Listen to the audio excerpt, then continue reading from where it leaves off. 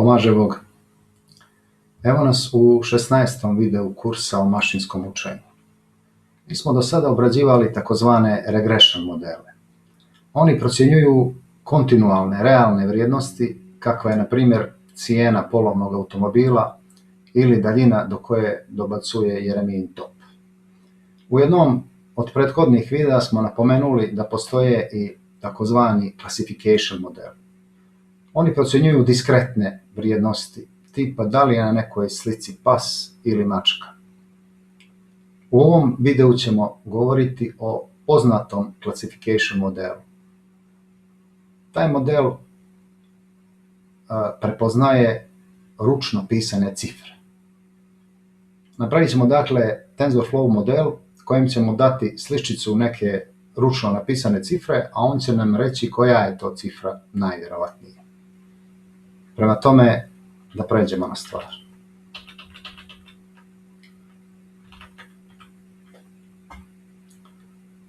Prvo što nam treba su naravno podaci. Srećom dataset sa ručno pisanim ciframa je samo par linija koda daleko od našeg rama. Taj dataset je dio TensorFlow Keras paketa. Dakle, možemo ga učitati na sljedeći način.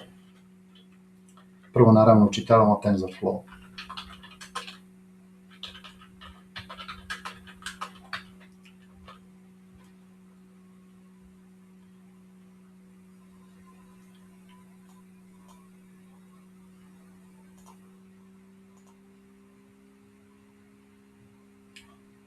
Okay. Podatke o ciframa učitavamo koristeći modul MNIST. Ovako ćemo to MNIST.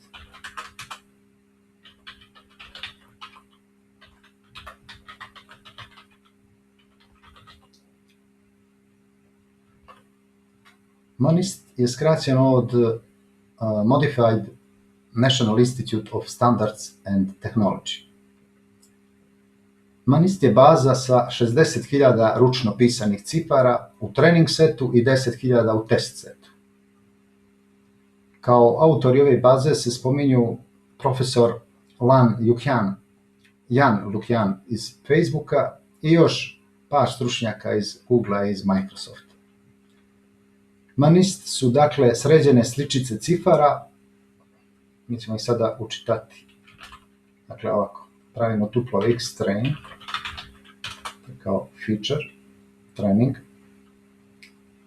zarez y train, i drugi tuplo x test,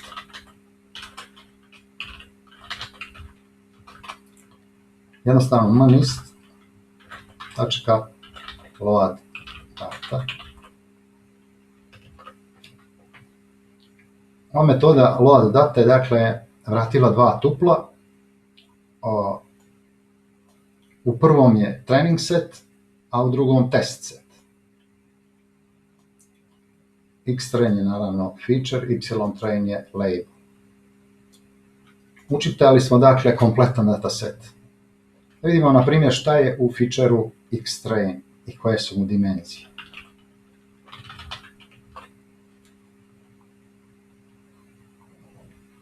Ok, vidimo sve same nule. Da vidimo dimenzije, tako kažemo taška shape.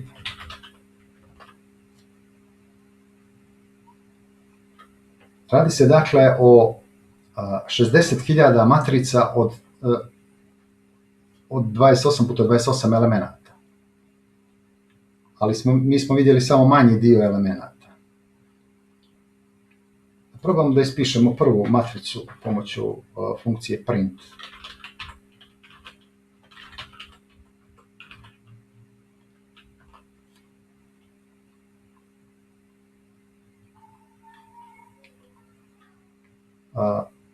Vrste ove matrice, vidimo, su ispisane u dva reda. Zbog toga se cijela matrica ne vidi lijepo, ali pošto je X-train NumPy niz, njegov ispis možemo da podešavamo. Jednostavno treba da podesimo da se u liniji ispiše više elemenata. To možemo na sljedeći način. Uzimo NumPy.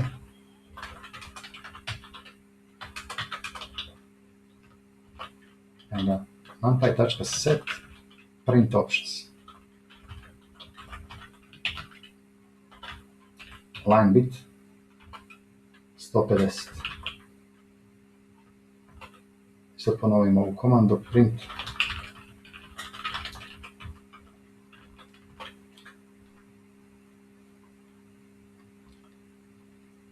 Ok. Dakle, sad jasnije vidimo šta je u podacima. Svaki element niza xtrain je u stvari matrica piksela ručno pisane cifre. Ovdje se prepoznaje 5x. Pikseli su u 256 nijansi sive od 0 koja predstavlja crnu boju do 255 koja je bijela. Mi pomoću ove matrice, odnosno od nje možemo da prikažemo pravu sliku ove cifre. Matplotlib ima metodu imgshow. Dakle, import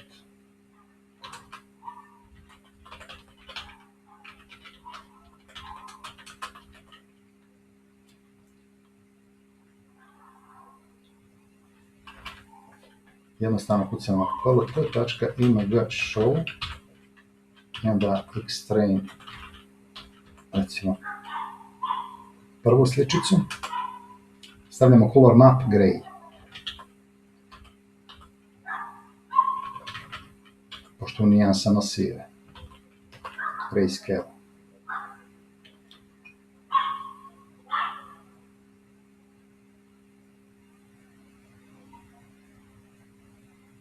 EM show, nije imag nego EM.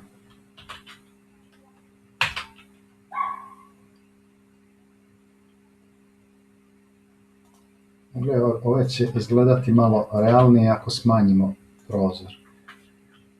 To možemo ovako, figure,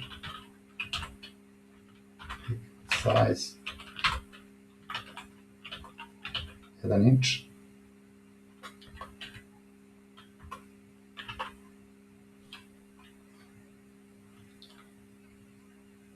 Biće još realnije ako invertujemo boje. 0 predstavlja crnu, a 255 bijelu. Za invertovanje je dovoljno da svaki broj iz matrice oduzmemo od 255. Pošto je u pitanju numpy niz, to je vrlo jednostavno. Dakle, kažemo samo 255 minus xtrain i invertovali smo boje. Znači imamo crno na bijelo. Takvi su dakle naši podaci. Zašto su boje ovim podacima invertovane? Vjerovatno je zbog toga što više crne boje znači i više nula, a nule su zgodne za kalkulacije. Znamo da se ovi ulazni podaci množe sa weightovima. Ok, da vidimo na primjer koja je cifra na indeksu 28445 iz ovog training seta. Stavimo jednostavno 28.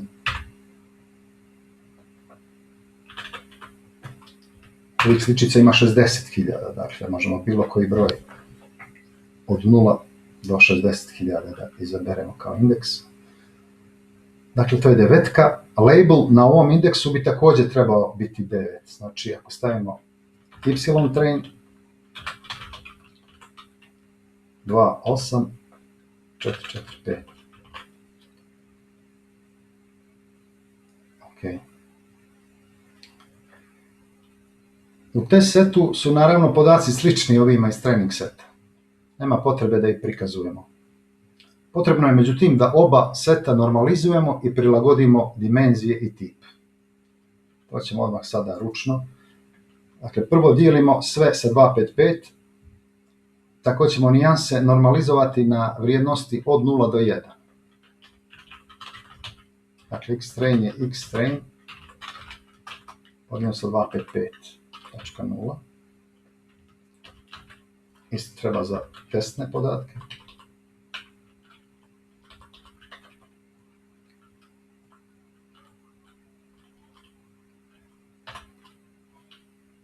X testa.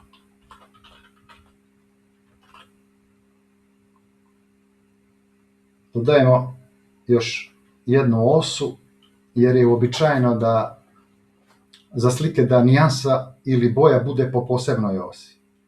Istovremeno ćemo tip varijabli prevesti u float 32. Dakle, xtrain je xtrain. Sve do tadašnje ose, zarez tf.new axis, s-type, float 32. Ista ova stvar ide za teste.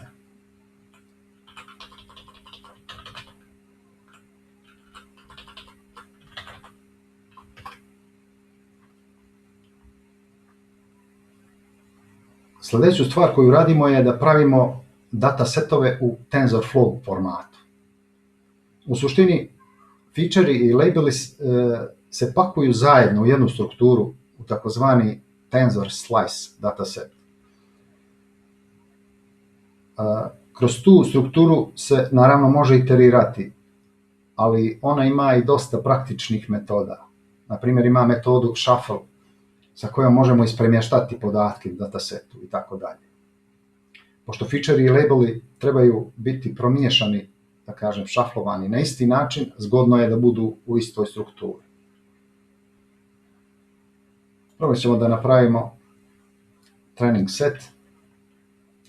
Sjećamo se da se kalkulacija greške ne radi na cijelom datasetu, već na takozvanom batchu. Zato ćemo da definišemo batch size. Stavit ćemo bude 32. I sad pravimo TensorFlow dataset, da kažem. Dataset u TensorFlow formatu. Train ds je TensorFlow.data.dataset from tensor slices.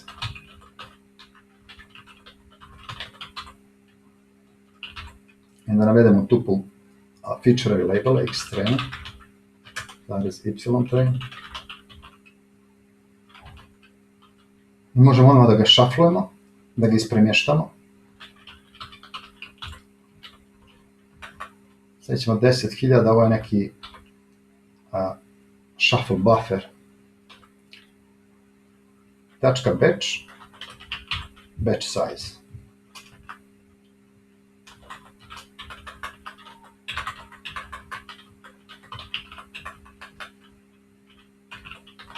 Batch size.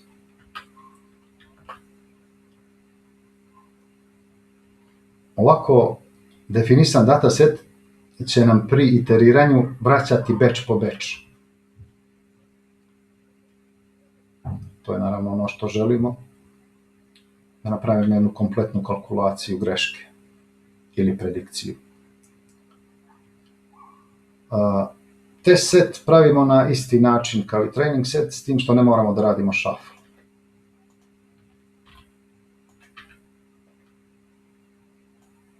Znači test,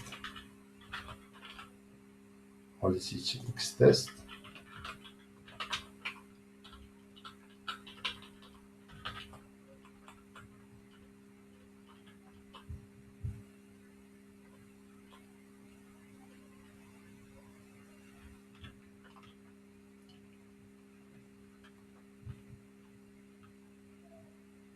Ok, imamo dakle datasetove u TensorFlow formatu.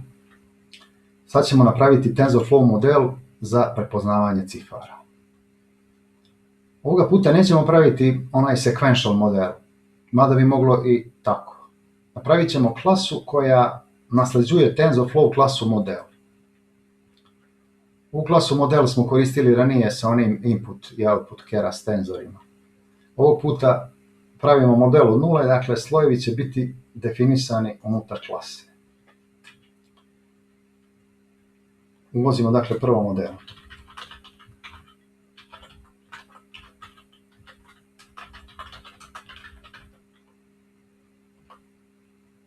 Ovoga puta ćemo da uvezemo i par novih slojeva, dakle neće biti samo dense.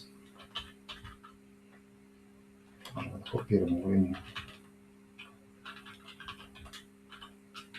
Znači uvešćemo con 2D, flatten i dense.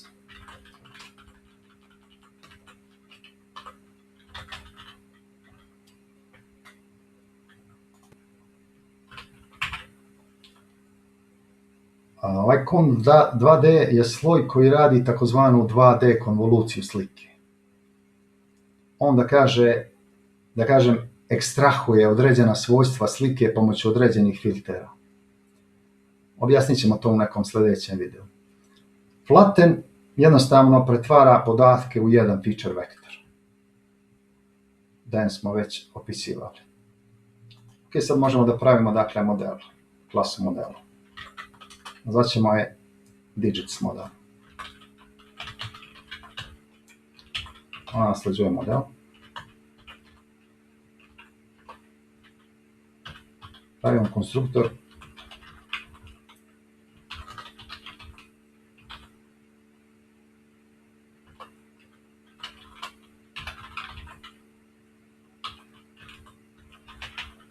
Zovemo konstruktor od ove parne klase. Sad pravimo slojeve. Convolution je con 2D. Ovo je broj nekih filtera. 3 je, da kažem, dimenzija toga filtera. On će biti 3x3 i activation je value. Sljedeći sloj je flatten.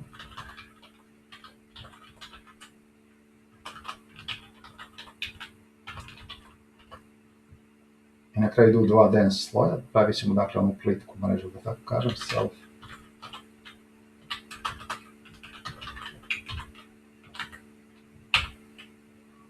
Prvi sloj će imati 128 neurona. Activation je value. I drugi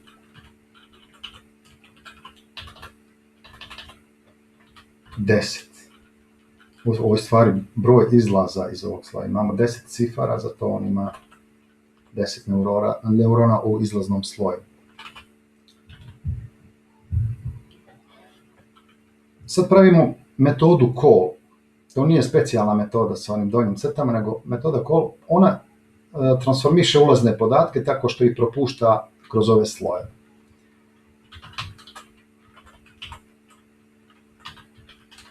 Znači x je ulaz, sad recimo pravimo od njega y, tako što propuštimo kroz ovaj convolution sloj.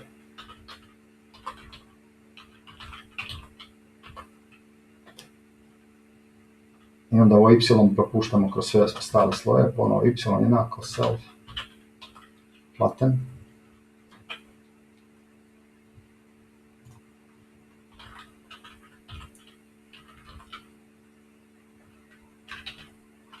Sljedeći je D1.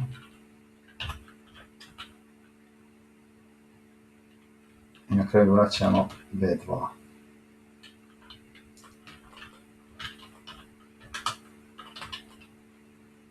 I ovo bi bio naš model.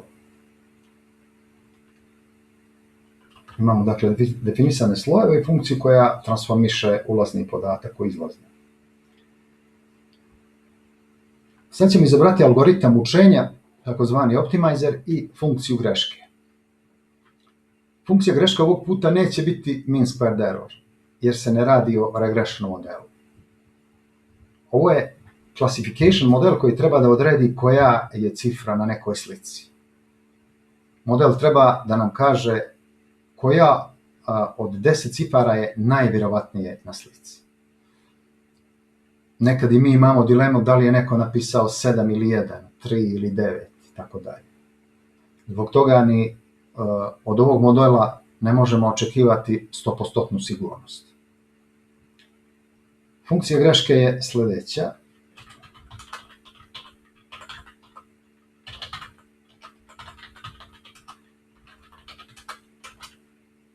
sparse categorical cross entropy.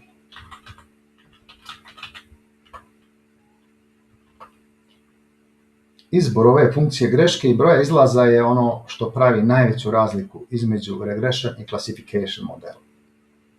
Pojasnit ćemo ovu funkciju greške sparse categorical cross entropy u nekom sljedećem videu. Što se tiče optimizera, izabrat ćemo Adam, njega smo već koristili, TensorFlow.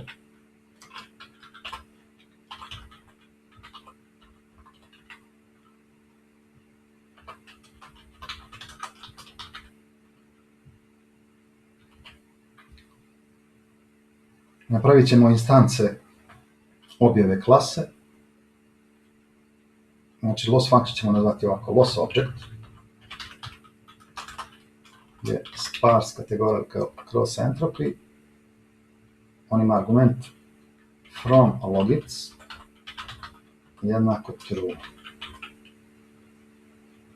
Nećemo sada opisivati ovaj argument. A optimizer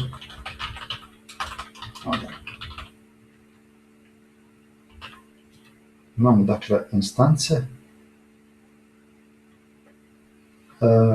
Sad ćemo definisati klase kojima ćemo pratiti grešku i kvalitet modela u toku treninga. To su oni metrics.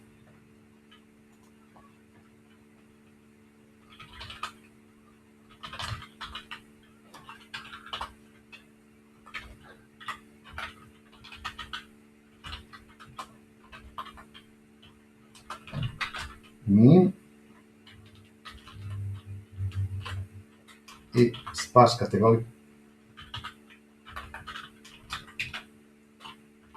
categorical accuracy.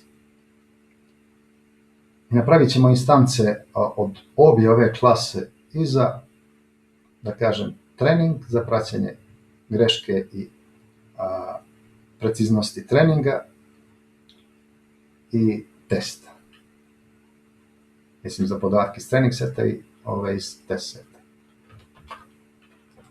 Dakle, za trening ćemo ovako, train loss je mean.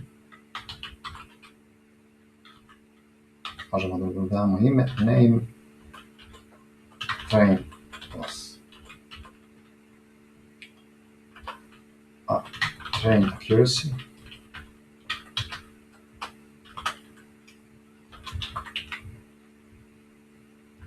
sparse categorical accuracy, name, train accuracy.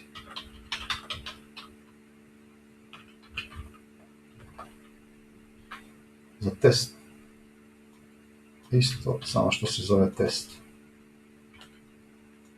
Znači sve što je bilo train, stavit ćemo test.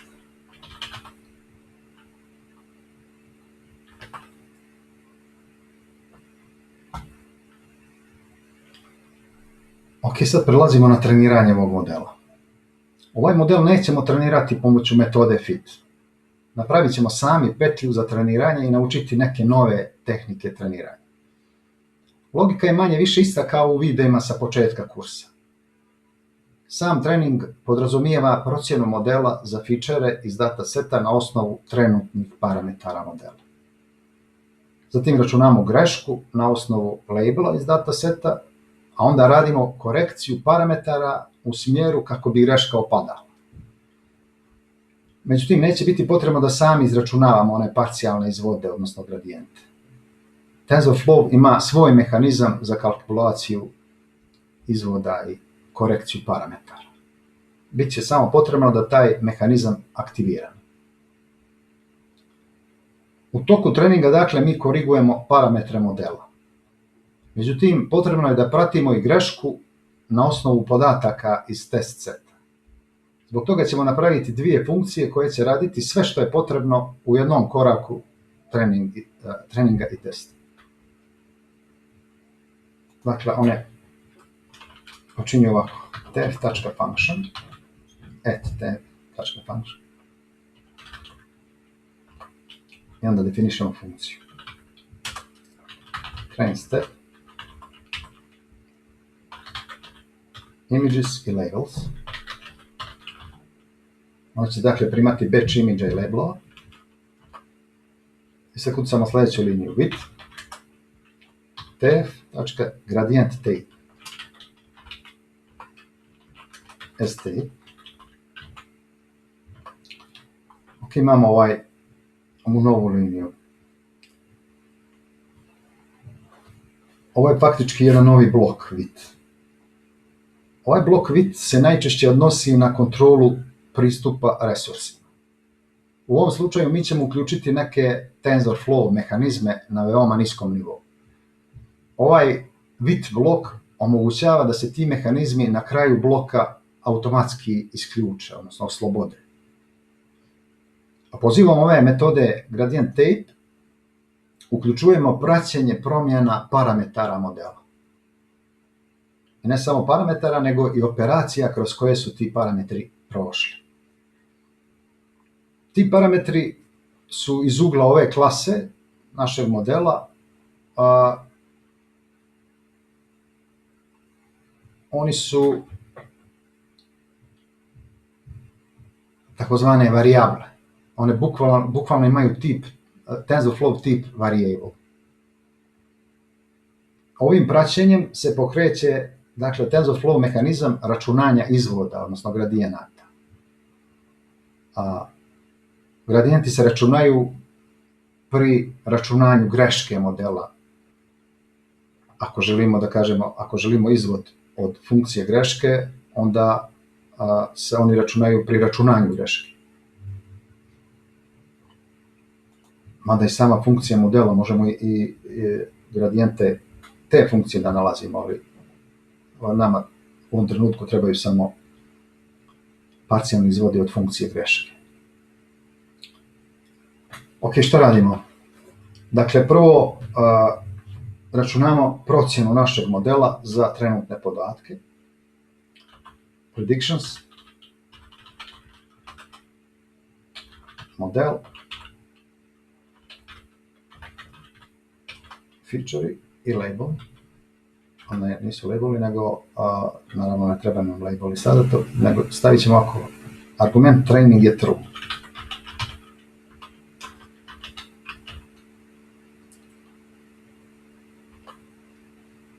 Ovo training pravi razliku. Dakle, da li radimo predikciju za podatke iz training seta i iz test seta. Zavisno od slojeva koje ima naš model, to treba da bude različito. Zato se, da kažem, pravi razlika da li je u pitanju training, u ovom trenutku jeste, to je train step, ili je test. Dakle, mi pravimo trenutno predikcije pri treniranju. Mi smo dakle upravo napravili procjenu na osnovu podataka images i parametara modela. To su oni bias i weight. Sad ćemo da izračunamo grešku na osnovu labela i ovih procjena koje smo upravo napravili. Dakle, procjene jednostavno uporedimo sa stvarnim podacima iz dataseta. Ovako ćemo loss. I onaj loss object koji smo napravili. Instanca funkcije greške. Ide labels. I ove predikcije.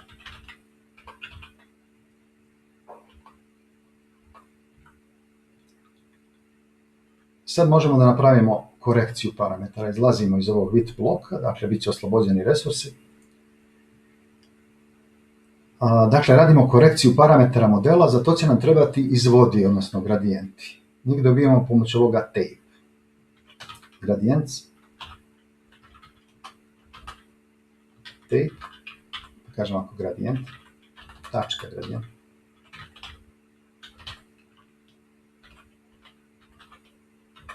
Ova greška. Sastavljamo varijable. Dakle, izvodi od greške po ovim varijablama. To je model.trainable variables.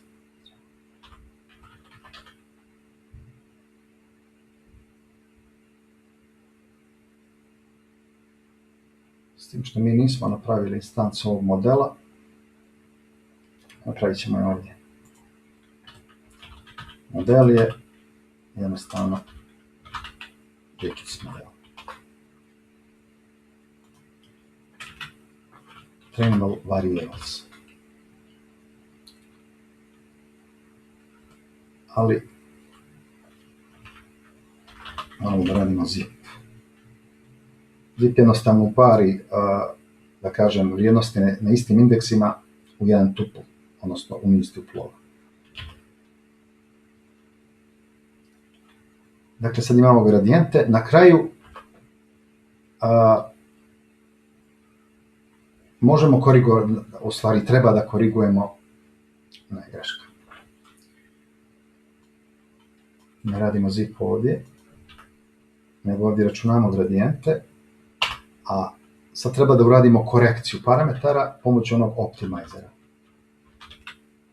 Tu ide zip. Apply gradients. Dakle, ići će zip, gradijenti,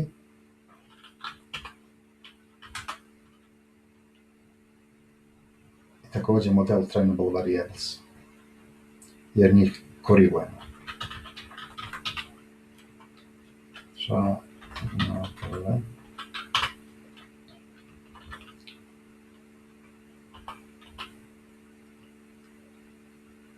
I na kraju, dakle, pratimo kretanje greške i preciznosti modela.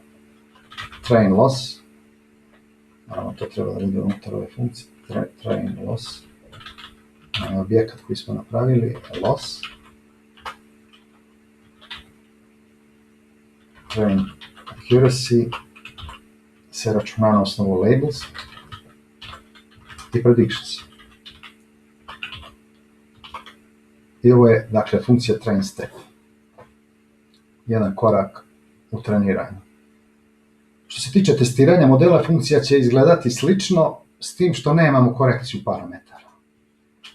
I nju ćemo da označimo ovako sa tf function, TensorFlow funkciju, def test step.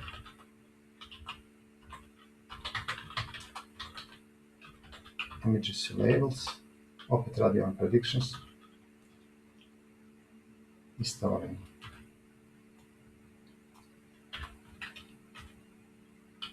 Dakle, predictions s tim što je u ovom slučaju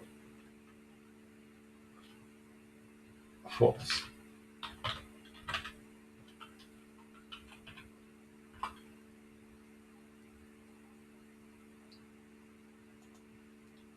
Sad ćemo nazvati TLOS kao test loss.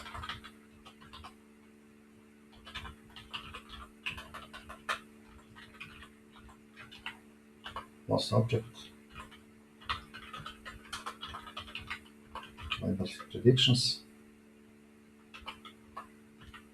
I ovo također pratimo. Test loss. TLOS. I test accuracy. Labels i predictions. Ok. Dakle, imamo korak za treniranje i za test. Sad ćemo napraviti petlju za treniranje modela.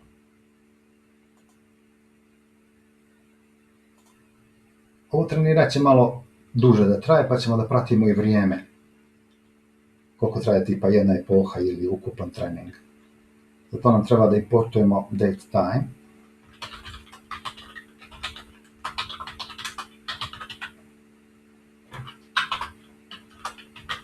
Ali ćemo da to. S tim ovaj startni moment kao start. No.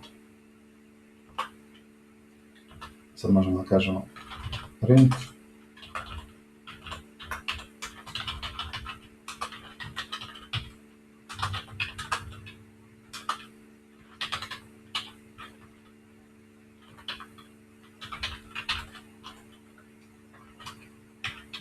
Koliko sati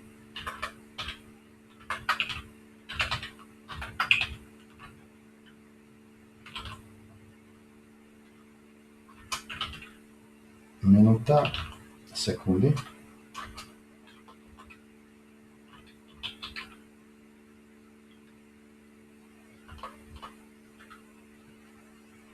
Model smo već napravili.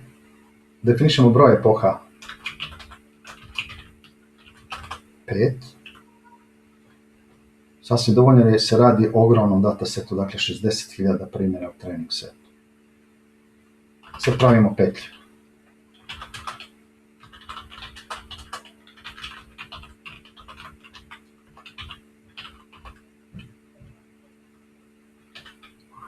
Definišemo trenutak počinje za svaku epohu, dakle epoch start.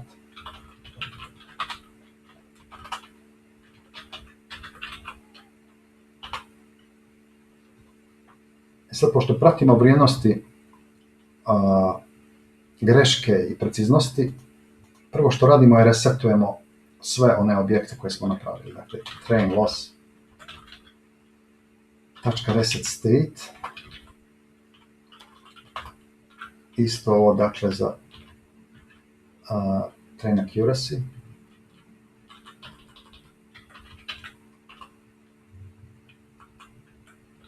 I opet sve ovo za test.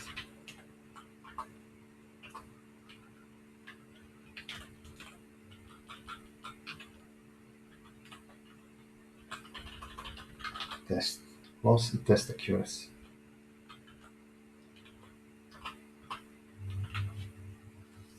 Proći ćemo kroz sve podatke iz training seta, batch po batch, dakle jednu cijelu epohu. Dakle, iteriramo kroz one datasetove koje smo napravili. For images, zarez labels, in train dataset. Sad jednostavno prozivamo ovaj train step, ovu funkciju koju smo napravili.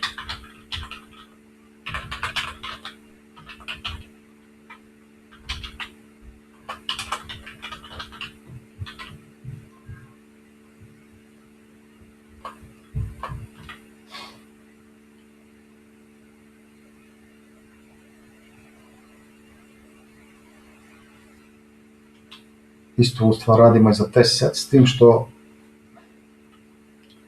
dakle pozivamo ovaj test set, s tim što je ovaj test set naravno mnogo kraći.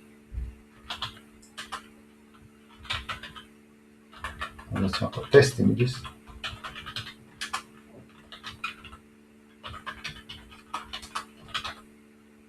test dataset,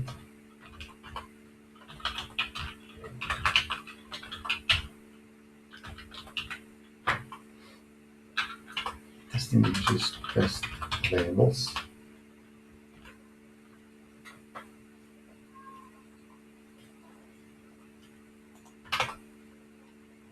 Na kraju ispisujemo informacije o grešci i preciznosti za podatke iz oba seta. Dakle, print, ćemo ako više linija.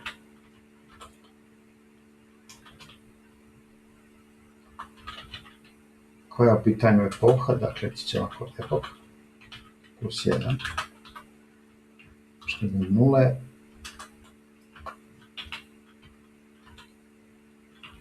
loss, kažem test loss,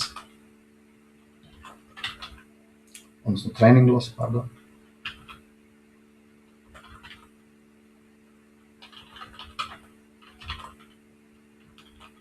U formatu 0.2, f,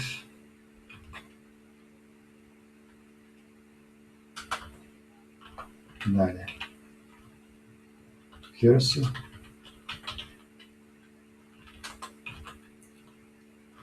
train accuracy, result, možemo sa 100 da bude u procentima, .2 format,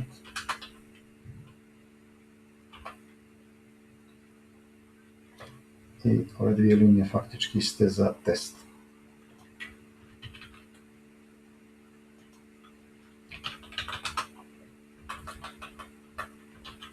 Test loss,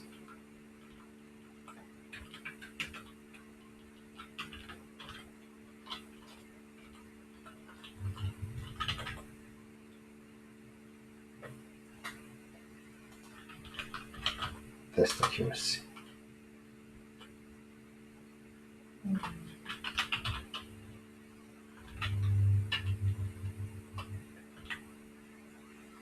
Ok, tu su dakle ispisujemo podatke o grešci i preciznosti. Još ćemo staviti vrijeme. Recimo za epohu dan, pa ćemo ovako. Now, minus epoch. Minus epoch start. Novi red.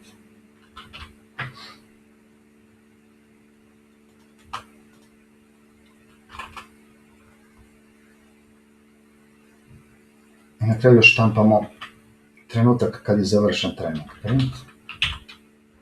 Recimo ovako.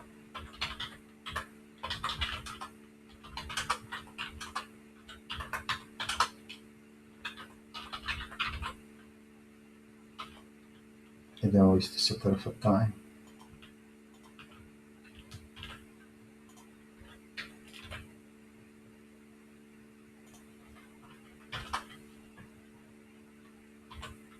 I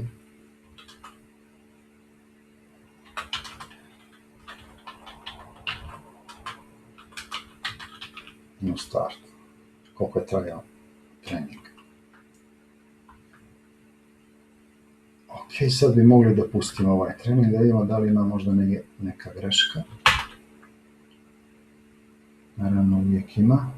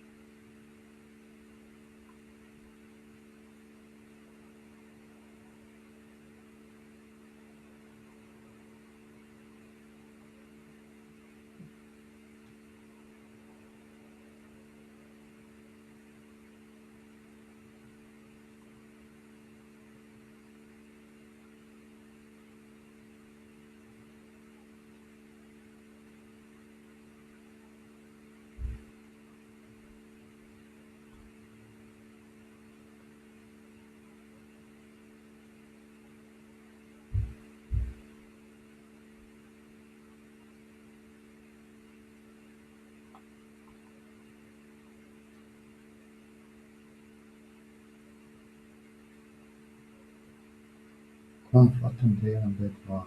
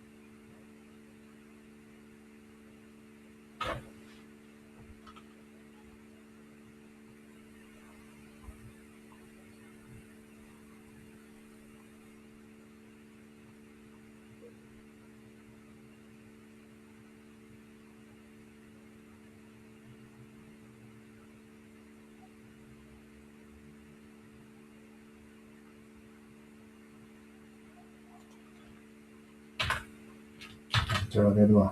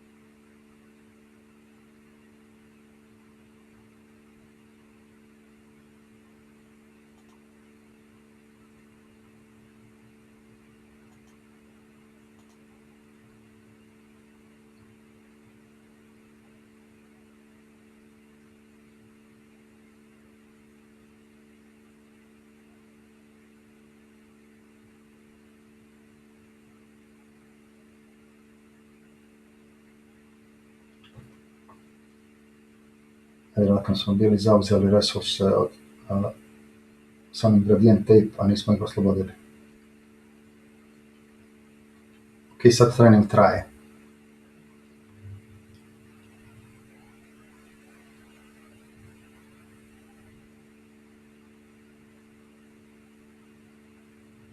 Ovaj trening će malo potrajati. Jedno 5-6 minuta.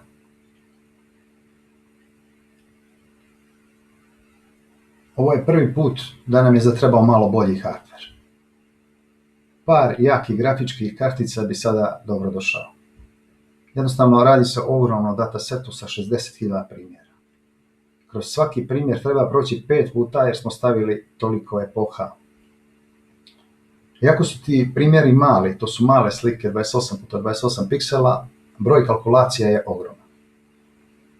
Pošto su pikseli u nijansama sive, onda je samo jedan broj po pikselu.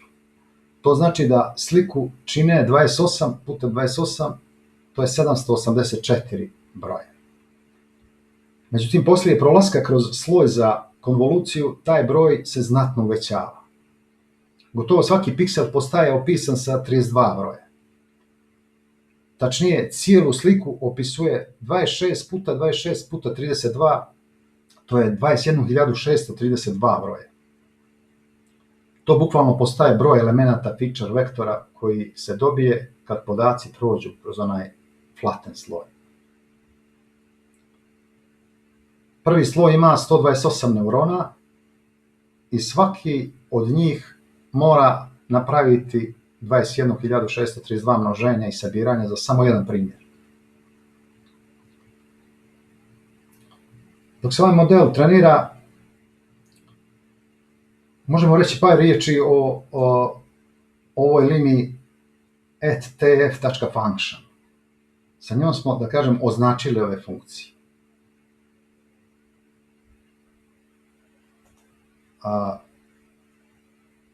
Ova linija počinje s ovim mankijem, s ovim @.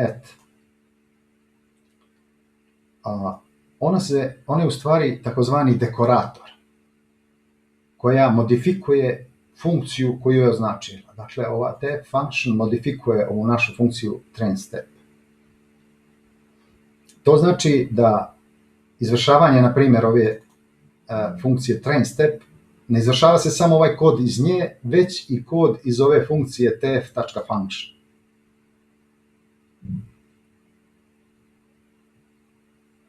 Bukvalno izvršit će se funkcija koju vraća sljedeći izraz. Možemo ovako da napišemo ispod ovdje, dakle, ako pozovemo ovako funkciju tf.function i u nju stavimo train step. Pozovemo je sa našom funkcijom. Ovaj izraz će da vrati funkciju koja se izvršava. Dakle, ona će da modifikuje u našu funkciju i da izvrši. Znači, mi možemo da ovu našu funkciju train step ne označavamo uopšte sa ovim tf function, nego jednostavno da je propustimo kroz nju. Ako bismo ovako radili, recimo train step jednako tf function od train step, pa onda izvršili train step, to je potpuno isto kao da smo ju označili. Ali u ovom slučaju, naravno, ne treba da označavamo, to jest da dekoriramo sa ovim tf function.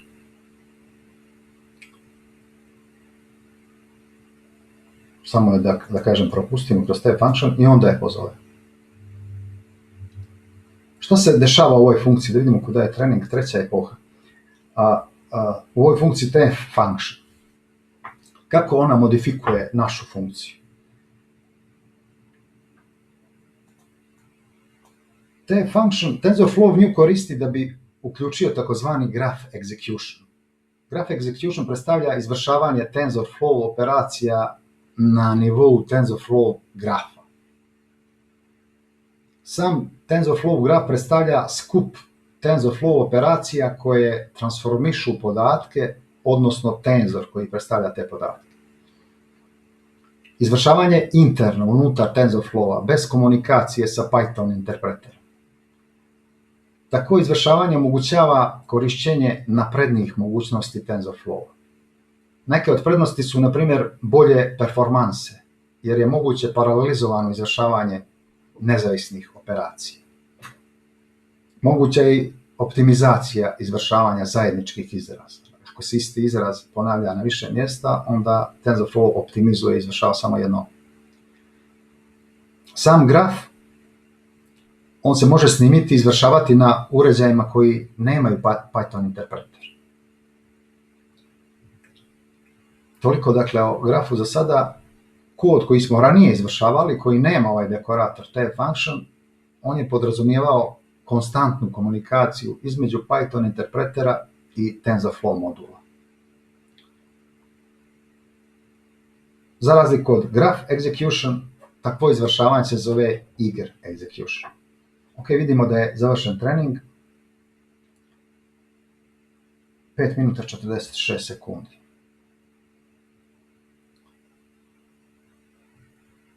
Vidimo da je preciznost na test setu 98,41%. Ok, to je dosta dobra preciznost. Mi možemo sad da vidimo procjenu za, na primjer, jedan primjer iz test seta. Da vidimo prvo, da kažemo, sliku i label. Neku sliku iz test seta, recimo na indeksu 22. Ako radim ako prvo klikačka, ima show, x test 22 gray. To je šestica.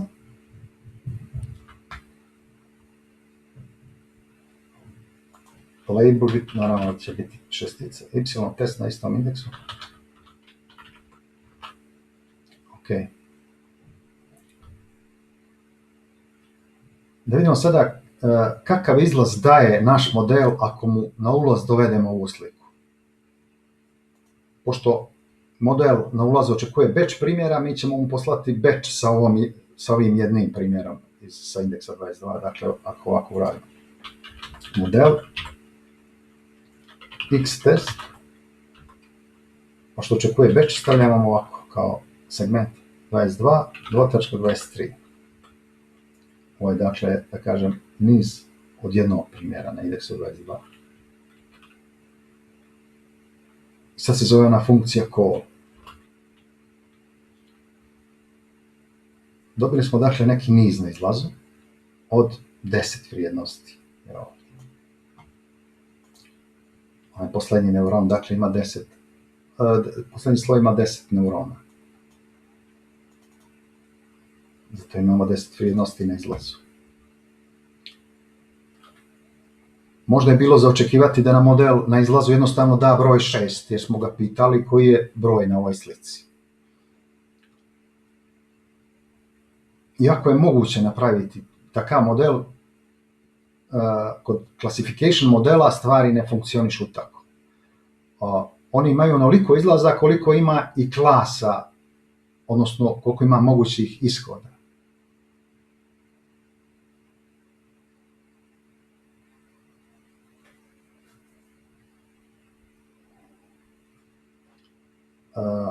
Mi imamo, dakle, 10 mogućih ishoda, dakle, cifre od 0 do 9.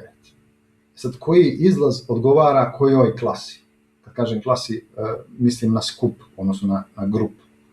Znači, neka slika na ulazu može pripadati skupu, to jest može pripadati klasi 0, jedinica, dvojki i tako dalje. Logično je pretpostaviti da su izlazi redom vezani za klase sortirane po imenu. To bi značilo da klasa, odnosno cifra, odgovara indeksu niza na izlazu. Dakle, ovaj izlaz je za nule, ovaj za jedinice, dvojke i tako dalje, ovaj za 9.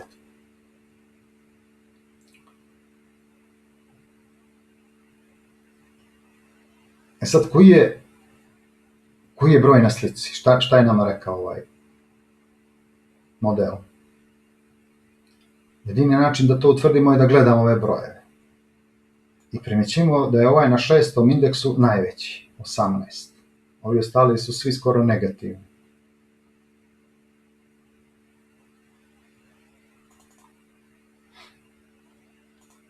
To je u stvari poenta ovih brojeva. Što je veći broj, to je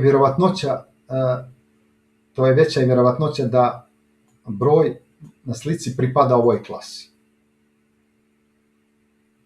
Zbog toga zaključujemo da je naš model ulazno u ručno pisanu cifru klasifikovao u skup ručno pisanih šestica, tako kažem. Mi vidimo da ovaj tenzor izlazni ima i negativne brojeve. To znači da se ovdje ne radi o procentima. Iako ovi brojevi ipak predstavljaju neku vjerovatnoću.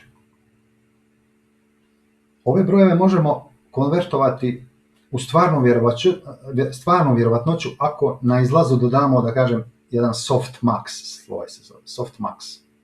To je jedna jednostavna funkcija za transformisanje. Objasnit ćemo je u nekom od sljedećih videa. Za sad možemo da uvezemo taj sloj i da ovaj izlaz ručno propustimo kroz taj sloj. Odnosno da ove brojeve konvertujemo u vjerovatnoću. Dakle, on se zove softmax.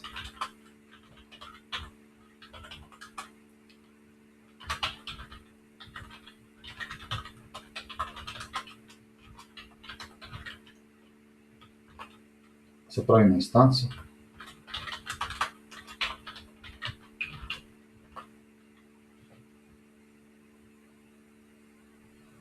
I sad jednostavno ovu vrijednost propustimo kroz softmax.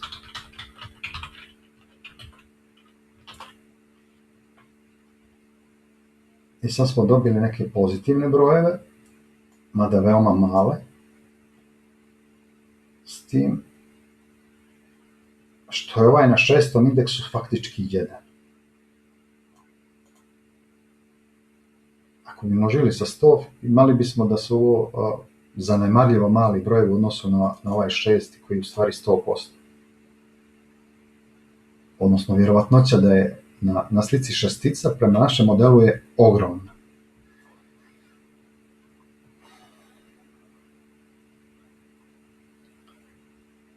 I možemo sad da napravimo procjene, da kažem, za nekoliko podataka iz ovog test seta. Napravit ćemo ovako.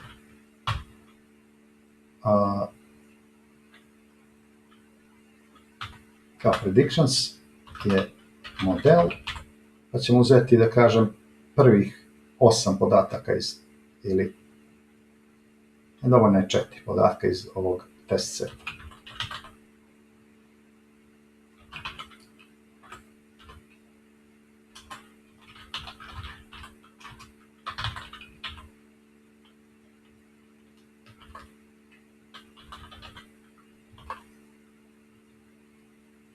Ok, tu su predikcije.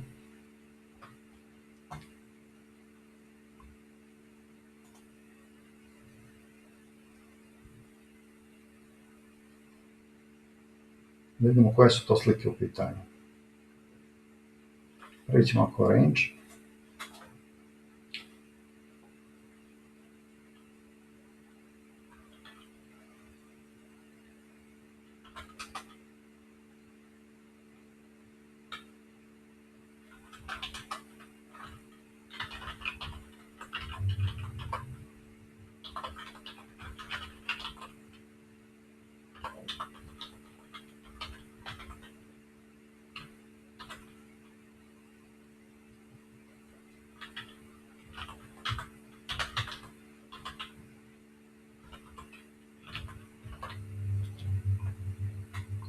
Ja sam stavio color map.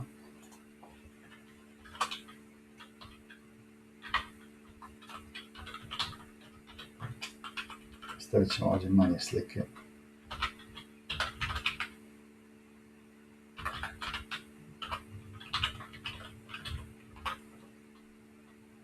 Da su 7, 2, 1 i 0.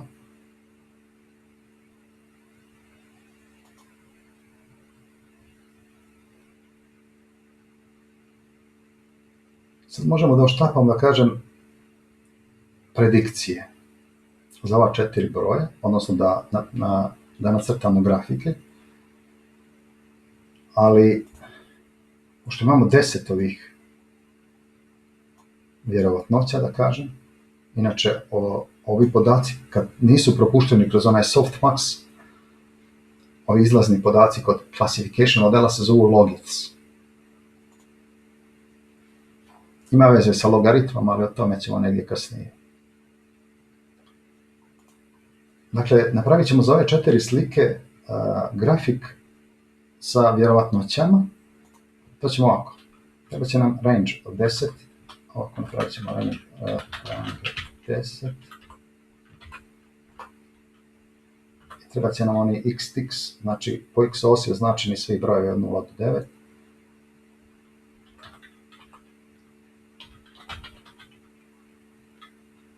X, range od 10.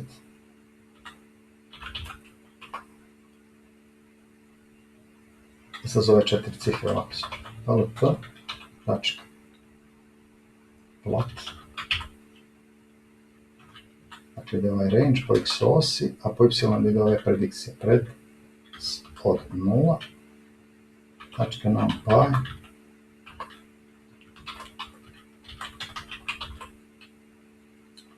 pošto su ovdje nizovi u nizovima, jednostavno kažemo flatten.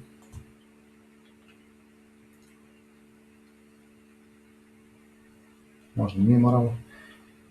I stavit ćemo kao label.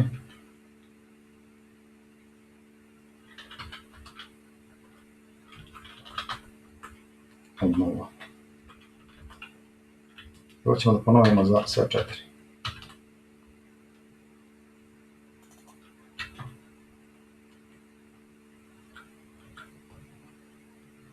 Dakle, ovako 1, 2, 3,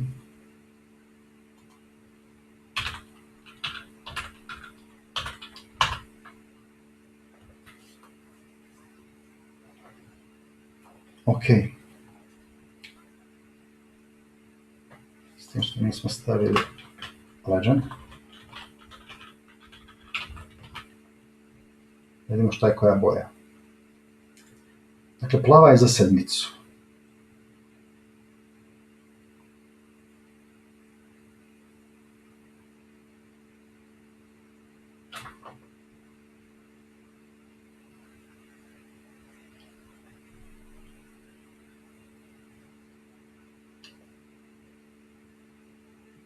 Prvi broj je 7. To je ovaj ovdje.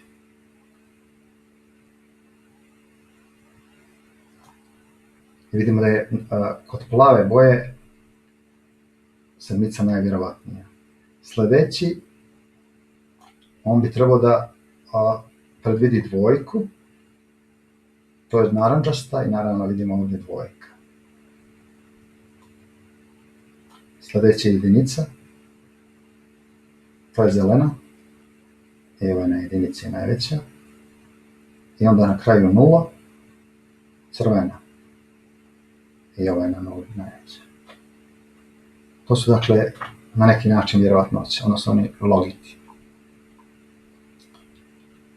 Ok, ovaj model dobro klasifikuje slike iz training seta. Bilo bi dobro da vidimo da li će prepoznati cifru koju ćemo mi ručno napisati. To ćemo sad da uradimo. Bitno je dakle da slika bude u nijansama sive i da veličina bude 28x28 piksela. Ja ću nacrtati u alatu GIMP.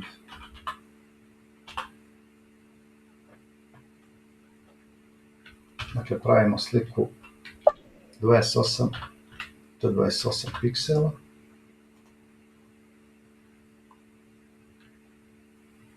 Malo zoomiramo. Crna boja, ok. Napravit ćemo onu neku neobičnu trojku, da kažem ovako. Sad ovo eksportujemo. U stvari trebamo da stavimo image mode, da bude grayscale. Nijansama sive i onda radimo export u bitmap, recimo. Stavit ćemo recimo ovdje u pictures, nazvat ćemo je d3.bmp. Export. Sad treba da je uploadujemo kod ovog dokumenta. Dakle, Pictures.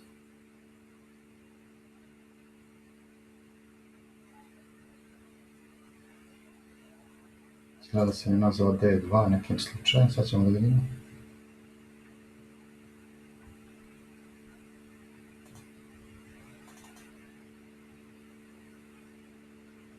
Da, pogrešno sam je nazvao, dobro. Pitanje je D3, trojka. Vraćamo se u dokument. Sad treba da učitamo ovu cifru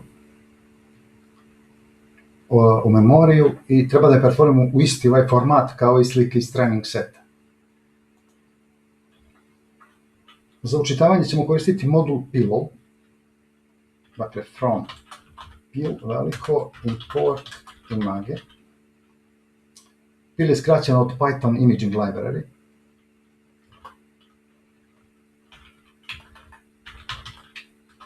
Ovako.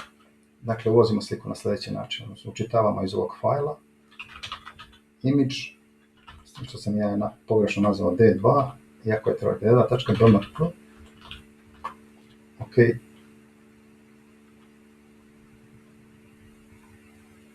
Da, image.open ide.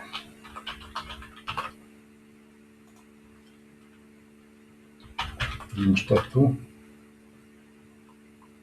Ok, dakle, vraća trojku. Kako da je pretvorimo u onu matricu? Jednostavno je proslijedimo NumPy array, znači nazvat ćemo ako digit matrix.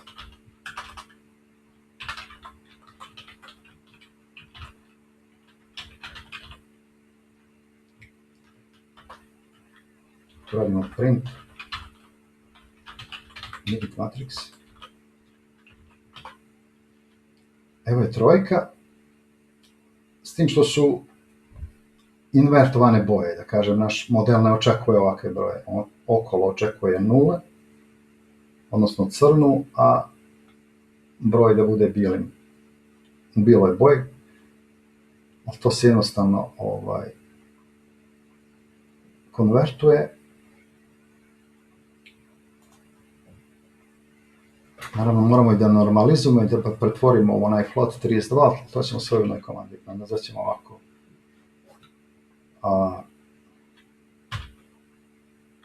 D3, da kažem, jednako.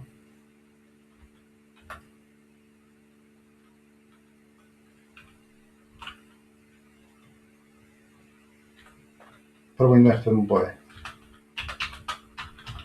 Digit matrix. Onda normalizujemo tako što podijelimo sa 255.0.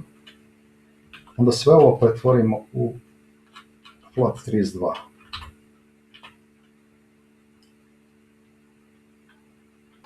.s-type.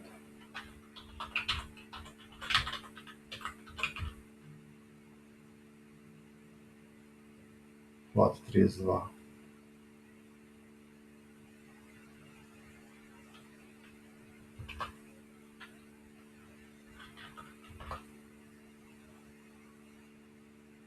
Ok. S tim što trebamo da dodamo jedne nove ose i da bude u batchu. Dakle, sad ćemo da pozovemo naš model sa ovom slikom. Nazvat ćemo ovako. D, kao predikcija, model. Recimo ako D3, ali moramo da dodamo da bude kao batch. Znači ići će ovako, NumPy new axis. I za boju da bude posebna osa, opet NumPy new axis.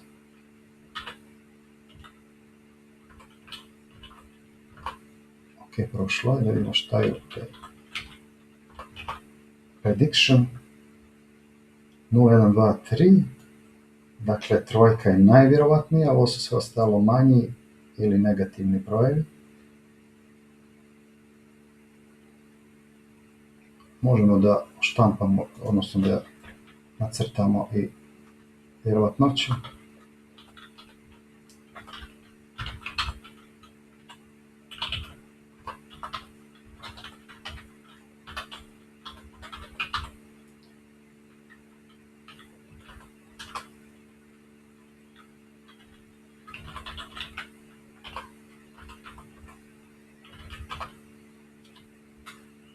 Dakle, trojka je najvjerovatnija.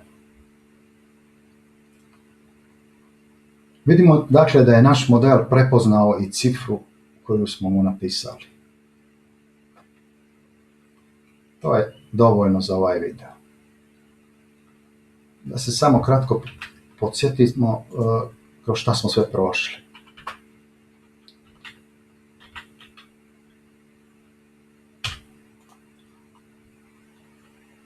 Tema je dakle bila model za prepoznavanje cifara. Za dataset smo koristili poznatu bazu cifara MANIST. Radi se o nekoj vrsti standardne baze, pa su u TensorFlow ugradili mehanizam za njeno direktno učitavanje. Ona ima 60.000 cifara u training setu i 10.000 u test setu. Napravili smo TensorFlow model, ali ovoga puta to nije bio onaj sequential koji smo do sada koristili. Napravili smo model koji ima metodu call koja transformiše podatke sa ulaza uzastopnim pozivanjem slojeva. Za treniranje smo koristili neke napredne mogućnosti TensorFlowa kakve su praćenje promjena parametara modela.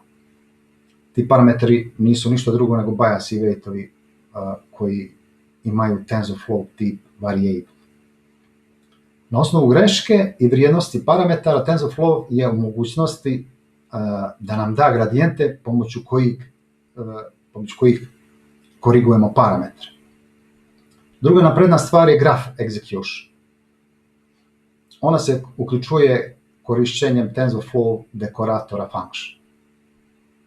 Graph execution isključuje komunikaciju sa Python interpreterom, optimizuje i ubrzava kalkulacije i trening. Na kraju smo ovaj trenirani model probali sa primjerima iz test seta i sa cifrom koju smo mi ručno napisali. Model je sa velikom sigurnošću prepoznavao cifre kojima smo ga testirali. Izgleda da je ovo priča sa srećnim krajem, međutim previše stvari smo ostavili u magli, da tako kažem. Koristili smo sloj Con2D koji radi takozvanu konvoluciju slike. Zbog njega ova mreža nije obična neuronska mreža, već takozvana convolutional neural network. O tome nismo rekli ništa. Također smo za funkciju greške koristili sparse categorical cross entropy. Nju također nismo komentarisali. Spomenuli smo i sloj softmax koji nam daje vjerovatnoću da je podatak u nekom skupu, ali bez ikakvog objašnjenja kako on radi. Sam model smo koristili na niskom TensorFlow nivou, ali smo i tu ostali nedorečeni šta se dešava sa parametrima. O ovim stvarima koje su ostale mogli ćemo govoriti u videima koji slijede. Do tada, pozdrav!